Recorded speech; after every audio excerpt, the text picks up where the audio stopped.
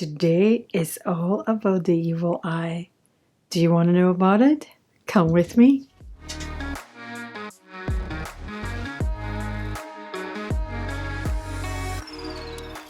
Hi Witches Recipe, this is WhiteRaven over here, and today I am super excited to come before you with this awesome topic of the evil eye. But before we go into the video, if you are new to this channel and you stumble upon my video because of the name, I welcome you. My name is WhiteRaven and I'm here to discuss basic on witchcraft, what it is to be a witch. If you're interested in any of that, please subscribe to my channel and hit the notification bell. I'll be sharing with you a lot of information, very interesting topics, and a lot of spells. My channel is about spells, so if you need a spell, scroll to my videos because chances are the spell that you need is right there.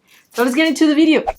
The evil eye. So what is the evil eye, guys? Well, there's two theories when it comes to the evil eye. Number one, that the evil eye is an energy like a black cloud lurking around, pretty much like the eye of Sauron from Lord of the Rings.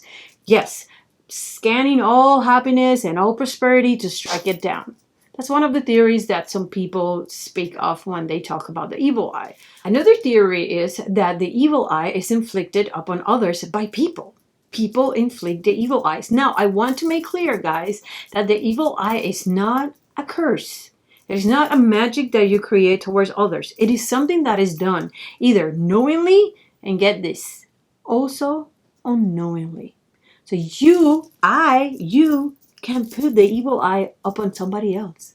That's crazy. Now, let's talk a little bit about the history of the evil eye. The evil eye has been within humans and humanity for about 5,000 years, guys, starting with the Sumerians and the Babylonians. Also, the Egyptians were strong believers of the evil eye, so much so that a lot of the makeup that they use, especially eyeshadows and lipsticks, were placed in their eyes and in the mouth to protect against evil eye coming in through their bodies, entering their body through their eyes or through their mouths. That's pretty incredible, guys, that this is something that people has been aware of for so many hundreds of years. But why the eyes? Why the eye? Why evil eye? Maleo. Why the eye?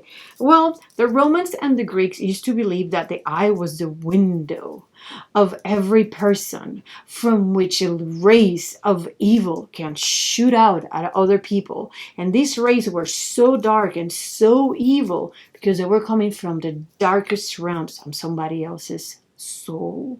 So they call it evil eye is because of some kind of glance, some kind of glare, some kind of way of you looking at somebody else that you will get the evil eye. It is so strong they believe on the evil eye that there were parents back hundreds of years ago pulling their eyes out in order to protect their loved ones from the evil eyes. Because believe it or not, guys, there's some people that believe and there's some people that says that some individuals are actually born with the curse of the evil eye, of inflicting evil eye upon everything they see. Plants, animals, butterfly, another human, their loved ones. How terrible this is. Back in the 1800s, about 1869, Pope Pius IX was accused of being born with the evil eye. That is called jettatura in Italy, or mal de ojo, that's how we say it in Spanish. There was also another pope, Pope Leo XIII in 1903, guys, 1903. That was also accused of having the jettatura, or the curse of giving the evil eye. This is pretty incredible, guys, because we're talking about popes. Yes, the beliefs, especially in countries like Italy, Greece, all the Mediterranean, they're really strong believers of the evil eye. Now, who is most susceptible to get the evil eye? Babies and newborns. They are so adorable. They are so cute. Everybody go see them. Everybody thinks they're beautiful. Oh, your baby is so cute. Bless him. Oh, your baby has such pretty eyes. Oh, your baby has a... You know what? If you have somebody telling your baby that he's adorable and beautiful and everything else, if the person is not being really honest and the person has just a little bit of resentment, That's the evil eye. So babies are very susceptible to the evil eye, guys. Pregnant women. Think about it, guys. How many women out there are barren and they want to have children? To see a pregnant woman will ignite the envy and resentment in the women that cannot have children. So yes, pregnant women are a big target of the evil eye. Also brides that are big targets of the evil eye, as well as animal, particularly horses. And when it comes to men private parts, they are big targets of the evil eye. So things like the virility of a man, the sperm of a man, the ability of that man to impregnate women is a big deal. So there you go, guys. You also are the victim of the evil eye. It is very important, guys, to keep ourselves safe from the evil eye. The evil eye is a nuisance. The evil eye is an issue. It is out there. It is lurking around. It's just simply resentment. It is simply envy. It is simply somebody wanting what you have. So it is very important for us to be very careful when we are talking about what we have, what makes us happy, things that we have accomplished. Don't be bragging about the things that you have. Don't be boisterous. Right now we have Facebook, we have so many social platforms in which we put our pictures with our loved ones. People even put their cars, people put so many private things that will ignite immediately the envy and resentment in other people. And guys, even people that wish you the best sometimes can send you the evil eye. So if it's not necessarily, don't be showing it. People don't need to know what they don't need to know. You don't need to brag. That does not make anybody happy that you're bragging about having a Mercedes-Benz. Nobody cares. Maybe my mom, if I tell him I got a Mercedes-Benz or something like that. My mom is going to say, oh, that car is so expensive. It's going to cost you a lot of money to do maintenance. That's what my mom's going to tell me, and my dad too. I know that for a fact. But what I'm trying to say is that you guys need to be very careful with this. How many parents post picture of the kids daily? And guys, I don't know about you, but I know when I'm looking at my Facebook, I know who's bragging. And it's so annoying because I don't understand why people is bragging about what they have. If they buy an expensive purse, they put it in Facebook. Oh, look what I just got. It's like, who cares? You know what? A lot of people don't have the money to buy that expensive purse. Why are you bragging about the things that you could have when other people cannot have it? You are, and I don't want to say rightfully so, but you are putting yourself in the predicament of getting almost justifiably the evil eye. So please, guys, be very careful when it comes to share what makes you happy and all your accomplishments. You are putting yourself as a target for the evil eye. One of the things that my mom used to tell me when I was a little girl, I have never ever forgotten that advice that she gave me. It's like, WhiteRaven, I never talk about cheese in front of the mouse. Think about it. So how can someone cast an evil eye upon somebody else? Admiration by strangers. You put a picture in Instagram. Oh, your hair is so beautiful. Oh, your eyes are so beautiful. Oh, you are so beautiful, so and so. You don't even know this person. This is a complete stranger. And you put a picture somewhere in the social media and yeah, you're so beautiful. I love it. Oh, I love this. Oh, I love that. Oh, your eyes are so pretty. Your hair is so pretty. Your body's so pretty.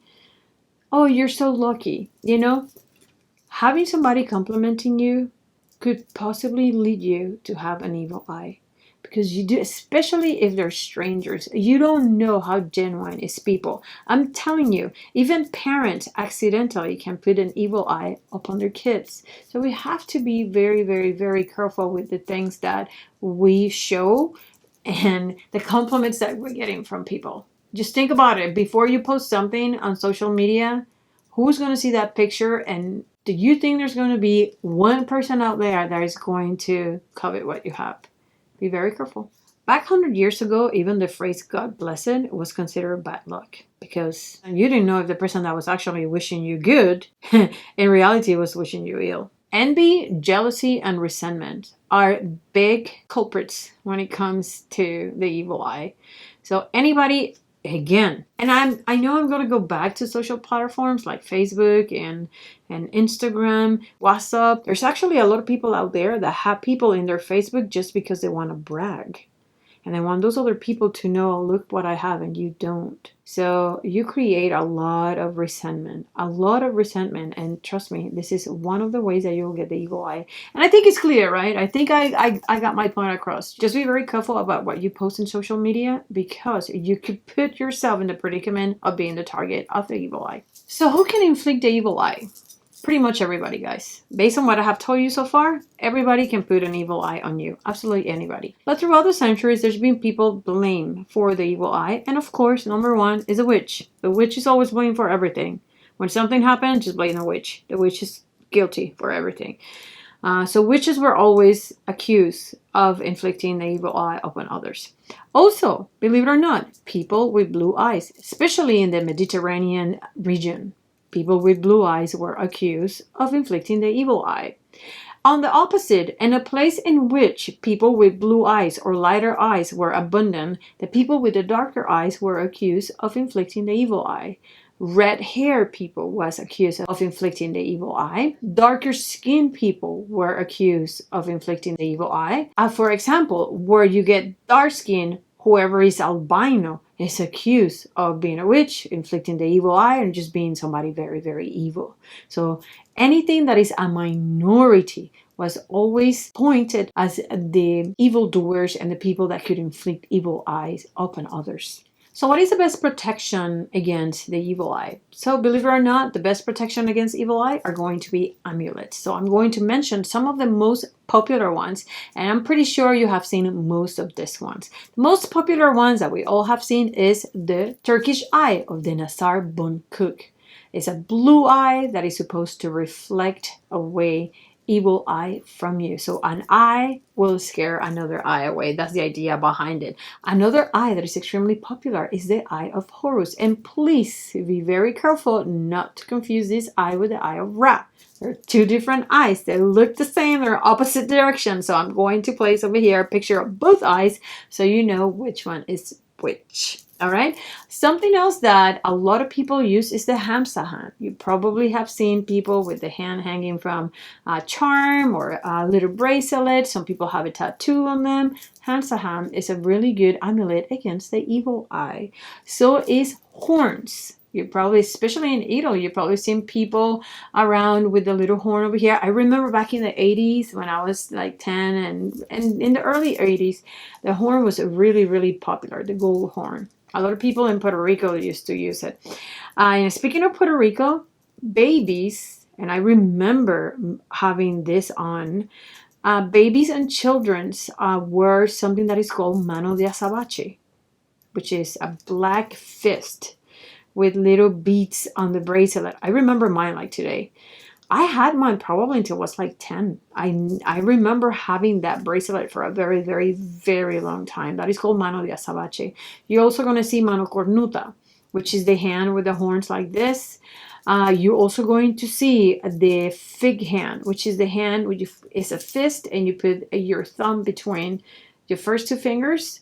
And it's a phallic symbol, guys, believe it or not. I don't know if you can see it, but it's like a phallic symbol. Phallic symbols are very effective against the evil eye.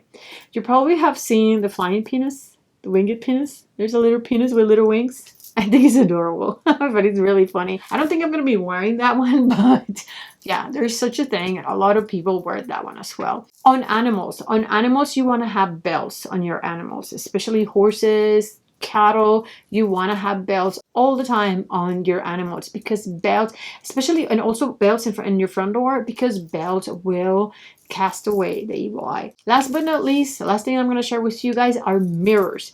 Mirrors will cast away the evil eye, anything reflective that you may be wearing or putting in front of your house. Please rest assured that in my next video, I'm going to share with you guys spells for two things: to get rid of the Jetatura and the Maldiocchio. You think somebody you know was born with this curse? You think you were born with this curse because everything you look at turns into dust? I'm going to show you some spells or rituals to get rid of that curse, which is not so difficult. And also, I'm going to share with you some spells for when you think you have been the victim of the evil eye. Really, it's not that difficult, guys. Just in case, I'm going to leave you with this quick fix so you can protect yourself until my next video. If you feel like you're walking in a place, so I'm glad somebody gave you the eye, spit over your left shoulders. That's a great way for you to cancel that evil eye right away.